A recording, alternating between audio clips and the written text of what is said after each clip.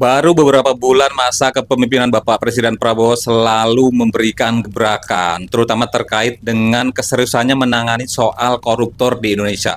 Waduh, kebijakan beliau selalu mengundang decak kagum dari negara tetangga, apalagi Malaysia. Ada beberapa komentar-komentar dari tokoh-tokoh di Malaysia terkait dengan kebijakan Presiden Prabowo.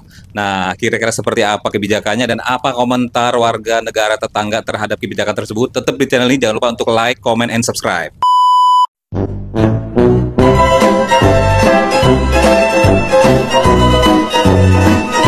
Assalamualaikum warahmatullahi wabarakatuh, teman-teman. Apa kabarnya? Mudah-mudahan kita semua selalu diberikan kesehatan. Amin, ya rabbal alamin. Dan gak lupa gue pengen bilang terima kasih buat teman-teman semua yang udah selalu dukung channel gue dengan cara like, comment, and subscribe. Dan buat teman-teman yang baru banget nemuin channel ini, gue minta dibantu didukung channel ini biar lebih berkembang dengan cara diklik tombol subscribe-nya, diaktifin juga notifikasinya supaya nanti kalau misalnya gue upload video terbaru kalian akan dapat pemberitahuannya. Akhir-akhir ini ya teman-teman kan sering banget denger berita nih teman-teman ya terkait dengan beberapa koruptor yang udah tertangkap, yang udah terkuak.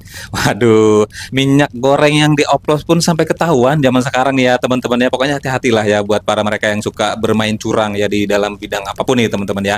Nah, hal tersebut membuat warga negara tetangga ya berdecak kagum nih terhadap kebijakan-kebijakan yang dilakukan oleh Bapak Presiden kita nih teman-teman ya.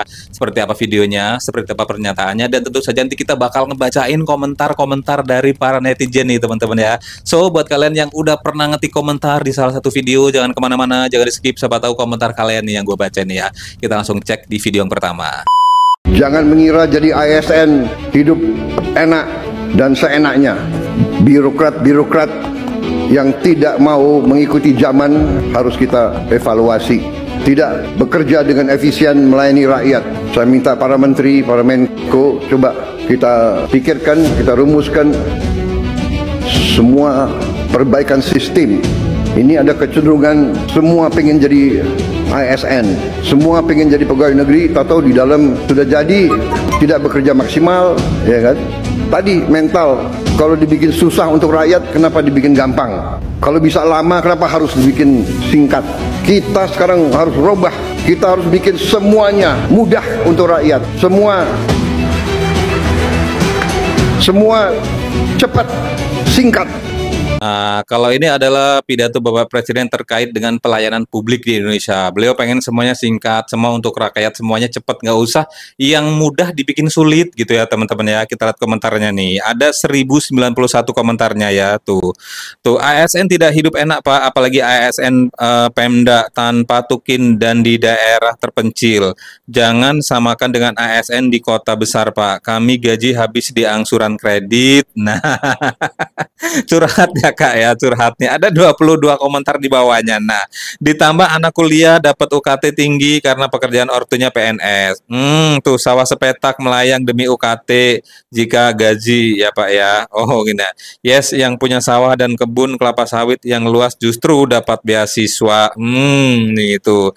Ngisi ekin, bikin SKP, naik pangkat, alih jenjang atau kategori harus uji kompetensi, urus berkas berkala. Kalau telat dipotong, kalau lebih jam kerja kagak dihitung lembur. Ada yang mau nambahin? Nah, ini keluhan dari ASN langsung nih ya teman-teman ya. Coba kita lihat ini video yang lain nih tentang kebijakan-kebijakan dari Bapak Presiden kita nih teman-teman nih. Saya nanti juga akan sisihkan dana, saya akan bikin penjara yang sangat, pokoknya sangat kokoh di suatu tempat yang terpencil, mereka nggak bisa keluar malam hari. Kita akan cari pulau, kalau mereka mau keluar biar ketemu sama hiu. Saya tidak akan mundur menghadapi koruptor. Saya tidak akan mundur menghadapi koruptor.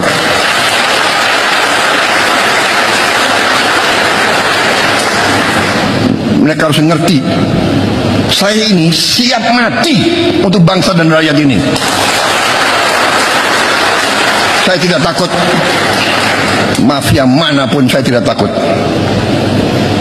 Apalagi ada Kapolri sama Panglima TNI, masa kita takut? Apalagi guru-guru akan membantu saya ya. Waduh, waduh, waduh, waduh, waduh, ketar-ketir nggak sih para koruptor ini? Ini ya tegas banget ya, jelas banget, clear banget ini pernyataan dari Bapak Presiden terkait dengan apa ya rencana-rencana tegasnya beliau terkait dengan koruptor. Bahkan beliau akan membuat penjara khusus ya teman-teman yang di sekitarnya mungkin dikelilingi dengan hiu piranha boleh jadi Pak ya. Kita lihat komentarnya teman-teman ya, ada sekian komentarnya. Nih. Siapa yang setuju mendukung Presiden kita Bapak Prabowo dalam menciptakan pemerintahan yang bersih dari korupsi? Ayo, siapa nih? Nih. Pak, penjara udah banyak, kenapa harus dibuat lagi? Sistemnya aja yang diperbaiki, Pak ya, Pak Presiden ya. Orang yang paling diikuti, ya ditakuti ya Presiden, tinggal tunjuk aja rata-rata semua itu, Pak. Maksudnya buat apa nyari tempat lagi gitu, manfaatin aja yang udah ada, penjara udah banyak, tinggal sistemnya aja diperbaiki gitu ya. Kalau misalnya Nusa Kambangan juga kan udah terpencil juga kayaknya teman-teman ya. Mungkin tinggal taruh hiu atau piranha ya teman-teman. Kita lihat lagi ini ada komentarnya. Nah, mantap sehat selalu Bapak Presiden. Semoga selalu dalam lindungan Allah Subhanahu wa taala. Amin ya rabbal alamin. Pokoknya kalau untuk kebaikan Indonesia kita doakan yang baik-baik ya teman-teman ya, dan mudah-mudahan bisa istiqomah dan amanah. Nah, ini ada pendapat dari warga negara Indonesia sendiri nih, kira-kira terkait dengan kebijakan-kebijakan beliau apa sih pendapatnya nih teman-teman ya? Harusnya yang di efisiensi yang di atas bukan yang di bawah. Pak, kami butuh hak kami buat dibalikan. Pak, kami sangat butuh perintah Bapak untuk mencegah negara ini tetap menjadi hal yang buruk. Kami pengen negara ini baik karena kami cinta Indonesia. Kami cinta Indonesia. Indonesia masih gelap. Prabowo masih banyak PR yang harus dilakukan. Dimulai dari kementerian, dimulai dari lembaga-lembaga yang terkait, revisi undang-undang harus segera dilakukan. Indonesia masih gelap. Oh, ini ada pendapat dari para mahasiswa yang melakukan demo teman-teman ya. Kata mereka tuh harusnya itu yang di efisiensi itu yang di atas, bukan yang di bawah. Nah, ada yang bilang katanya Indonesia masih gelap. Saatnya apa ya, presiden sekarang tuh banyak banget PR-nya. Ya udah dibantu, jangan di demo mulu gitu. Kita lihat komentarnya ada 223 komentarnya ya. Gue PNS bagian dari anggaran, ketawa lihat yang demo. Nah, kebijakan efisiensi itu anggaran itu bagus banget. Mengurangi pengeluaran di belanja barang dan belanja modal. Nah, tuh dijelasin nih sama satu ASN yang mungkin paham dengan belanja modal nih ya. Kita lihat ada 450 tanggapannya. Nah, demo itu khusus untuk rakyat yang berwujud manusia pastinya. Lucu ya, kalian bawa-bawa nama rakyat. Tapi pas ada rakyat yang nggak sesuai sama pemikiran kalian, tuh malah bilang begini, wek. Intinya khusus buat rakyat yang berwujud manusia pastinya. Ya Allah nih ya, serius nanya ya, haknya yang mana yang dirampas ya, bukannya udah dijelasin efisiensi itu anggaran, nggak nyentuh dana pendidikan. Jadi yang diefisiensi itu anggaran ya kakak ya. Kayak misalnya anggaran untuk perjalanan dinas. Mungkin pejabat yang tadinya perjalanan dinas menggunakan kelas 1 atau mungkin eksekutif. Ini mungkin bisa menggunakan perjalanan yang kelas ekonomi. Atau menginap di hotel bintang 5 mungkin bisa agak turun lagi kelasnya. Itu efisiensinya seperti itu. Kira-kira ya. Kita lihat lagi komentarnya nih. Gelap di mana? Malam terang, siang terang, malam menggunakan lampu, siang ada matahari. Di langit ada matahari nih ya. Pahamilah yang di efisiensi itu apa saja ini adik-adik ya. Paham nggak sih? Ya.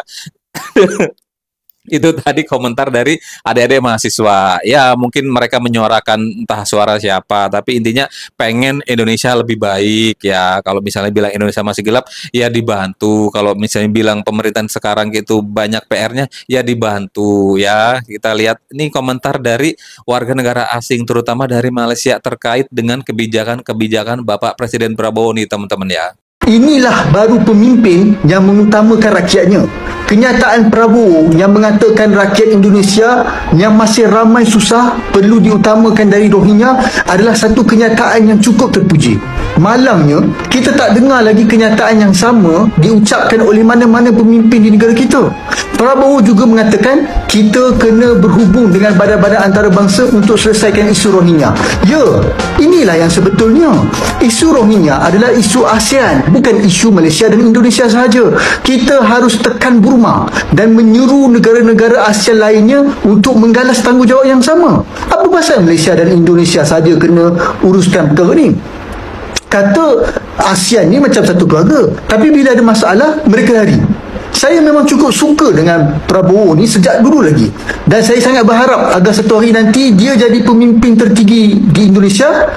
Dan apa yang pasti, saya akan terus menerus bersama Indonesia dalam membanteras penjajahan Rohingya. Kongsikan video ini, tuliskan pandangan anda dalam ruangan komen, dan kasih follow 1 kali. Nah, ini ada si abang-abang nih dari Malaysia yang mendukung banget dengan kebijakan-kebijakan Bapak Presiden Prabowo terkait dengan pengungsi Rohingya. Nah, Pak Prabowo tegas bilang bahwa terkait masalah Rohingya ini adalah merupakan tanggung jawab kita bersama, terutama negara-negara di ASEAN, bukan tanggung jawab Malaysia dan Indonesia saja. Nah, itu sebuah statement yang tegas dan jelas yang harusnya dikeluarkan oleh seorang pemimpin negara nih, kata si abangnya. Jadi di sini ada captionnya nih ya. Masyarakat Malaysia itu mendoakan Prabowo menjadi pemimpin tertinggi dan mengapresiasi kebijakan Prabowo tentang Rohingya. Nah, kita lihat komentarnya, ada 66 komentarnya ya Kak ya. Tuh, Pak Prabowo kebanggaan bangsa Indonesia. Nah, doa sampean diijabah ya Allah. Pak Prabowo sekarang udah jadi RI 1. Oh, ini video dulu nih teman-teman ya tuh. Mantap, lanjutkan. Oke ya, Pak Prabowo memang best of the best. Nah, sebelum kita beralih ke komentarnya salah satu petinggi di Malaysia, kita lihat dulu komentar Pak Mahfud MD terkait dengan kebijakan Bapak Presiden Prabowo nih teman-teman nih. Kan dulu pernah diejek oleh banyak orang ketika mengatakan sesuatu yang substansinya benar. Jadi Prabowo mengatakan gini, Indonesia ini akan bubar tahun 2030 menurut sebuah buku. Nah, bukunya itu adalah novel yang dikarang oleh Singer, P.W. Singer. Dia memang menulis novel intelijen, di mana terjadi besok perang AI, artificial intelligence. Itu Indonesia tidak ada tuh tahun 2030. Nah, Prabowo mengatakan itu 2030 bubar Indonesia kayak gini, lalu diserang dia kanan kiri kan. Anda itu dari mana? Prabowo bilang itu ada di sebuah buku, judulnya Ghost Flight, Barisan Setan gitu. Wah, itu kan novel, Anda ngarang-ngarang novel gitu. Waktu itu diejek. Tapi waktu itu saya yang bilang di ILC-nya Karni Ilyas, ya itu Manggaliru tuh Pak Prabowo. Kalau secara ilmiahnya sih Indonesia ini akan tumbuh bagus. Indonesia Emas tahun 2045 tuh udah jadi, tidak bakal bubar 2030. Tapi saya bilang benar Prabowo, kalau hukum dan keadilan seperti sekarang bisa bubar Indonesia nih di tahun 2030. Saya bilang begitu. Ini ada pernyataan Pak Mahfud MD dengan statement Pak Prabowo yang bilang katanya Indonesia akan bubar di 2030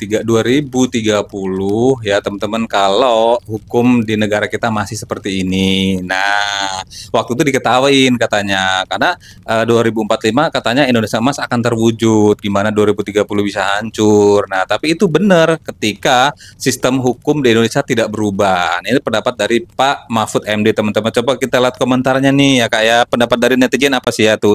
Ingat Pak Prabowo masih dipegang sama Pak Jokowi nih ya. Tidak akan bisa berbuat apa-apa untuk bertindak tanpa restu Jokowi nih ya. Tuh. Yang jelaskan sekarang masih jadi Menteri Pertahanan. Oh, ini dulu nih video lama ya teman-teman ya tuh. Indonesia dipimpin mereka insya Allah akan maju berkembang. Oke, Prabowo tegas, Mahfud intelek, Anies jujur, Ahok berani ya. Ini pernyataan lama. Nah, ini ada pernyataan yang terbaru dari pemerintah Malaysia terkait dengan kebanggaan mereka terhadap sosok seorang Prabowo dengan segala macam gebrakan-gebrakannya nih teman-teman nih. Negara Indonesia, tahniah kepada Presiden Prabowo yang baru angkat sumpah. Nah, negara Indonesia mewajibkan pelabur asing membeli 70% barangan tempatan oleh pelabur asing dan pemenang asing untuk tender projek kerajaan ataupun swasta. Saya mencanangkan 50% barangan tempatan mesti diperolehi daripada IKS tempatan demi melindungi peniaga tempatan, atau apa yang kita sebut bukan seekor naga tapi separuh ekor naga. 30 tahun akan datang, Malaysia adalah bentuk macam mana? Malaysia bentuk macam mana? Dulu kita Wawasan 20, saya semasa di sekolah rendah dimomokkan, diberikan pengharapan bahawasanya Wawasan 20 begini caranya. Ada kereta api atas udara, ada penambahan dari segi pusat-pusat teknologi. Dan alhamdulillah, walaupun tidak capai sepenuhnya, tetapi kita berada di pertengahan. Itu sebabnya Tuan Yang Pertua, saya minta sangat supaya kita betul-betul serius untuk melihat perancangan 30 tahun ke hadapan. Dulu kita ada di bawah yang amat berbahagia Datuk Seri Najib Tun Abdul Razak, Transformasi Nasional 2050. Tak apalah kalau tak nak continue pun nama tersebut, tetapi biarlah ada 30 tahun ke hadapan. Supaya apa? Supaya kita dapat beritahu kat mana kita punya goalpost, dekat mana arah tuju kita. Saya pergi dengan rakan-rakan, selepas di Lahad Datu kami naik bot pergi Nunukan, kemudian kami naik bot pergi ke Tarakan, dan kami pergi kepada ibu kota Nusantara melihat perkembangan bagaimana perancangan Indonesia Emas 2045. Saya secara peribadi, Tuan Yang Pertua bimbang dengan kedudukan kita. Sekiranya kita tidak ada perancangan 30 tahun ke hadapan, 30 tahun ke hadapan, kita nak selaraskan rancangan Malaysia ke-13 ni berasaskan apa? Sekiranya tidak ada, beritahu kami. Sekurang-kurangnya kami dapat menceritakan kepada generasi akan datang di mana arah tuju kita. Ini menjadi pembicaraan di parlemen di Malaysia terkait dengan perkembangan atau kemajuan Indonesia yang sangat pesat ya teman-teman ya. Ada beberapa infrastruktur yang dibangun, terus kayak penambahan-penambahan di beberapa sisi, dan itu membuat mereka khawatir kalau Malaysia terus-terusan seperti ini akan ketinggalan Indonesia pada 30 tahun ke depan. Mereka mau seperti apa? Sementara Indonesia akan menjadi lebih maju. Kira-kira seperti itu ya teman-teman ya pendapatnya. Kita lihat komentarnya nih ya. Kita lihat ada 2.630 komentarnya ya tuh. Kenapa sih parlemen Malaysia itu membandingkan selalu ke Indonesia? Nah, ada 71 balasannya. Karena memang sering banget ya parlemen-parlemen atau anggota-anggota dewan di Malaysia itu ngebahas dan membandingkan dengan Indonesia ya tuh. Namanya tetanggaan, kita biasa di perumahan juga ngebandingin sama tetangga. Tapi talent gimana tuh ya tuh. Anggap aja ASEAN itu kayak geng komunitas ya, wajar kalau di antara anggotanya saling terkait. Nah, tuh. Kita yang di Indonesia heran di mana majunya Indonesia. Nah, kita lihat ada 81 balasannya. Indonesia majunya itu hanya berbeda bahasa setiap daerah tapi bisa punya satu bahasa nanti inti. Oh, nah ini loh ya. Indonesia meskipun berbeda-beda tapi satu bahasa Indonesia. Kalau di Malaysia itu banyak yang nggak ngerti, diajak Melayu nggak bisa, diajak Inggris nggak bisa. Ternyata bisanya Mandarin. Itu pengalaman saya ya Kak ya. Nah, tuh.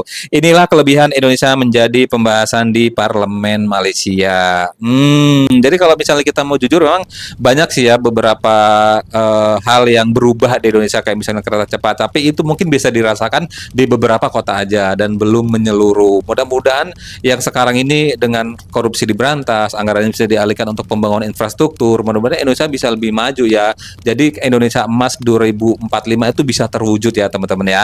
Dan di sini gue pengen bilang terima kasih buat kalian semua yang udah selalu nonton video gue. Jangan lupa untuk like, comment, and subscribe. Dan buat teman-teman yang baru banget nemuin channel ini, gue minta dibantu diklik tombol subscribe-nya, diaktifin juga notifikasinya supaya nanti kalau misalnya gue upload video-video terbaru kalian akan dapat pemberitahuannya. Sampai ketemu di video selanjutnya. Wassalamualaikum.